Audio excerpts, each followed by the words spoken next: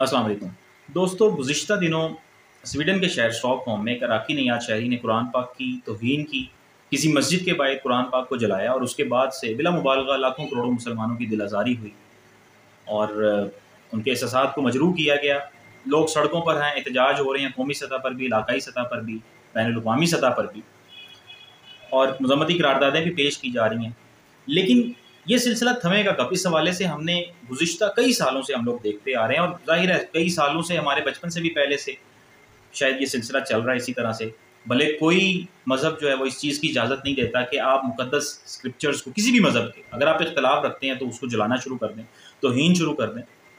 मैं ये सोचता हूँ कि 50 से ज़्यादा ममालिक इस तरह के हैं जहाँ पे मुस्लिम अक्सरियत है, और इस वक़्त दुनिया ग्लोबलाइज़ेशन के बाद, मार्केट लिबरलाइज़ेशन के बाद, फ्री मार्केट इकॉनमी के बाद, इन कॉन्सेप्ट्स के बाद, जिस तरह से हर मुल्क उसकी मईशत का, मजबूती का इन्हिसार ट्रेड के ऊपर है, तो क्या ये 50 से ज़ायद ममालिक इस एक पर्पज़ के लिए भी इकट्ठे नहीं हो सकते कि ऐसे ममालिक को आप इकोनॉमिकली आइसोलेट करने की कोशिश करें और कुछ ना करें यार, खुद ही इनसे ट्रेड ख़त्म कर दें, इनसे लेन देन बंद कर दें। स्वीडन दुनिया के उन ममालिक में है जिनकी एक्सपोर्ट की बेस पर उनकी सारी की सारी जो इकॉनमी है वो इतनी स्ट्रॉन्ग होती है। वो एक्सपोर्ट करते हैं और उससे ज़र मुबादला कमाते हैं।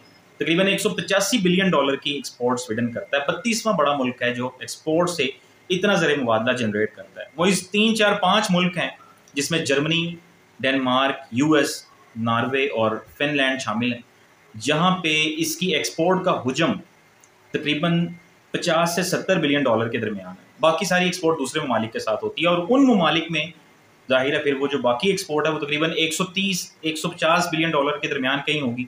और उन ममालिक में 50 ममालिक मुस्लिम अक्सरियत के हैं, जिनमें बेशुमार ऐसे हैं जो मैं आपको स्टैट्स भी उनके बताऊंगा कि वहाँ पे कितनी एक्सपोर्ट करता है। तो क्या कुरान पाक के लिए भी इतना यकजा नहीं हुआ जा सकता, कोई ऐसा इत्तेहाद कायम नहीं किया जा सकता कि इसको इकोनॉमिकली आइसोलेट किया जाए, बाइकआउट किया जाए, इकोनॉमिक बाइकआउट किया जाए इसकी प्रोडक्ट्स का, और जो भी जिस किस्म की भी चीज़ें ये एक्सपोर्ट करता है, क्योंकि आप उस बंदे को तो पकड़ के आग लगा नहीं सकते। जब तक नेशनल लेवल पे जिस मुल्क में, चाहे वो नीदरलैंड है, हॉलैंड है, या डेनमार्क है, नॉर्वे है, या फिर स्वीडन है, जब वहाँ नेशनल लेवल पे फ्रीडम ऑफ स्पीच के नाम पे और एक्सप्रेशन के नाम पर इस तरह के लोगों को तहफ़्फ़ुज़ दिया जाएगा, तो ये सिलसिला कभी भी नहीं थमेगा। पाकिस्तान में ऐसा कुछ होता है तो आप जानते हैं कि सुर्खों का भी इनकलाब आ जाता है। फेमिनिस्ट हैं, लिबरलिस्ट हैं, और बहुत सारे ऐसे तबके हैं जो बैरूनी क़ुव्वतों के साथ मिलकर पाकिस्तान की इमेज को मुलायम करने की कोशिश कर रहे होते हैं, और वो सड़कों पर आके कभी आपको कादियानियों के हवाले से, कभी मसीही बरादरी के हवाले से, कभी हिंदुओं के हवाले से ऐसी बेशुमार खबरें सुनने को मिलती हैं। और मुसलमान और पाकिस्तानी जो ट्रू स्पिरिट ऑफ इस्लाम को अंडरस्टैंड करते हैं, वो कंडेम करते हैं इस चीज़ को कि किसी भी तबके, किसी भी मज़हब के लोगों के साथ उनकी दिल आज़ारी ना की जाए, उनके ऊपर उन्हें सप्रेस ना किया जाए, उनके मुक़द्दस जो सहीफ़े हैं उनको ना जलाया जाए, इबादत की तौहीन ना की जाए, उनकी इबादत गाहों की तौहीन ना की जाए। तो हमारे यहाँ पर क्या मौत पड़ती है हमारी लीडरशिप को, और ख़ास तौर पे ये जो सड़कों पे निकले हुए ना लोग, ये तो मासूम है, ये कुछ कर नहीं सकते इसके अलावा। ज़्यादा से ज़्यादा ये कर सकते हैं, इन्हें पता लग जाए कि कंज्यूमर प्रोडक्ट्स क्या हैं, कंज्यूमर ब्रांड्स क्या हैं, ये उनको बाइकआउट कर सकते हैं और करेंगे भी, इन्होंने पहले भी किया है।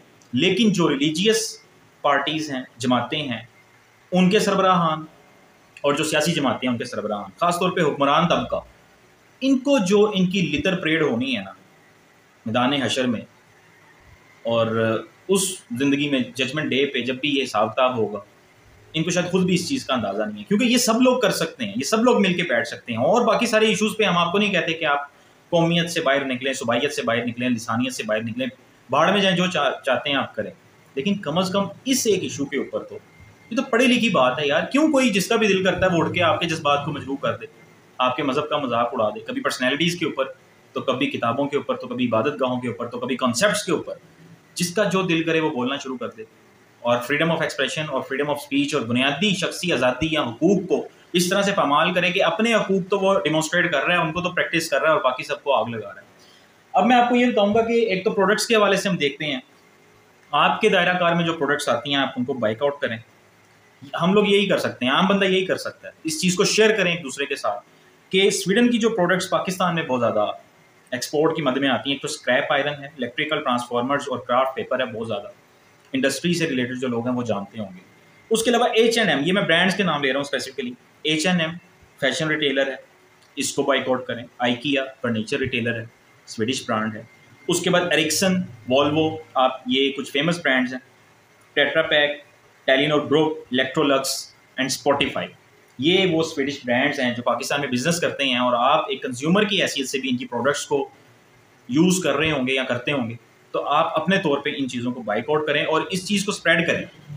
और ये कोई ऐसी बात नहीं है कि जी बाइकआउट करें और बस फजूल सी, मतलब एक दूसरे के जब भी कोई इस किस्म का इशू हुआ उठ के बैठ गए। ये बाकायदा तौर पर इन लोगों को ये सबक देने की ज़रूरत है। उसके साथ साथ मैं आपको ये बताऊं कि मैंने पाकिस्तानी ममालिक की बात की, तो मैं देख रहा था कि सऊदी अरेबिया में इसकी एक्सपोर्ट जो है वो 1.3 बिलियन डॉलर, स्वीडन की। पाकिस्तान में 2022 के डाटा के मुताबिक 311 मिलियन डॉलर, टर्की में 2 बिलियन डॉलर, इंडिया में 1.5 बिलियन डॉलर, ईरान में 14 मिलियन, बांग्लादेश में 62 मिलियन, इसी तरह इजिप्ट में 886 मिलियन डॉलर, और मोरक्को में, मराकश में 333 मिलियन डॉलर। ये चंद इस्लामी ममालिक मैंने आपको बताए हैं। 8 से 10 ममालिक में ये जो है कुछ 4-5 बिलियन डॉलर की एक्सपोर्ट बन जाती है। बाकी सारे ममालिक भी अगर आप देखें कि 50 के करीब ममालिक हैं, और फिर उसके बाद जो दूसरे ममालिक हैं जैसे जर्मनी है, अगर जर्मनी, नॉर्वे, डेनमार्क या यूएस, यूके, वहाँ पे मुसलमानों की कितनी अक्सरियत है। तो क्या ये इस एक इशू के लिए भी हम लोग इकट्ठे होकर इनका इकोनॉमिक बाइकआउट नहीं कर सकते? इनकी प्रोडक्ट्स को इस्तेमाल करना छोड़ दें, बाकी सब दाल दरिया है। उसके अलावा आप जितना मर्जी सोशल मीडिया पे पोस्ट कर लें, थ्रेड्स लिख लें ट्विटर पे, इंस्टाग्राम पे, और इधर उधर ट्रेंड चला लें, इन चीज़ों से कभी किसी किस्म का कोई फ़र्क ना पड़ा है पास्ट में, ना आइंदा कभी पड़ने वाला है। हमारी सफारती सतह पर, बैनुल-अक़वामी और कौमी सतह पर हमारे हुक्मरानों को और हमारी इन्फ्लुएंशियल बॉडीज़ को, चाहे वो सियासी हैं, जमात, मजहबी हैं, कोई भी हैं, ये उनके करने का काम है। उनको बाइकआउट भी करना चाहिए, करारदादें, मज़म्मती करारदादें भी पेश करनी चाहिए, और हर तरह से ये अफर्मेशन उनको देनी चाहिए कि इस किस्म की किसी हरकत को बर्दाश्त नहीं किया जाएगा, चाहे कोई भी शख्स है। ये लेजिस्लेशन होनी चाहिए हर आइन में, हर मुल्क के कानून में, कि किसी दूसरे फ़र्द, किसी दूसरे शख्स के मज़हब के हवाले से, जैसे इंसानियत और इंसानी हकूक़ का एक बैनुल-अक़वामी एजेंडा पेश किया जाता है, इसी तरह ये मज़हब भी ऐसी ही चीज़ है कि इसको उस एजेंडे का हिस्सा बनना चाहिए। और ये ऐसे ही बनेगा कि जब हम लोग इस तरह से मजबूर करेंगे इन लोगों को। वो वाली ड्रामेबाजी की बात नहीं कर रहा जो फ्रांस में जब ये वाक़या हुआ था तो होती रही है, हमारे मुल्क में भी आप लोग अच्छी तरह से जानते हैं कि उसके बाद क्या क्या कुछ हुआ। वो सब, उन ड्रामों का कोई फ़ायदा नहीं। अगर उन ड्रामों का कोई फ़ायदा हुआ होता तो यकीनन कुछ ना कुछ फ़र्क पड़ गया होता। तो खैर, मुझे यकीन है कि आप लोग इस चीज़ को अंडरस्टैंड भी करेंगे और इस वीडियो को अपने हल्का अहबाब में शेयर भी करेंगे, ताकि लोग भी इस बाइकआउट का हिस्सा बन सकें।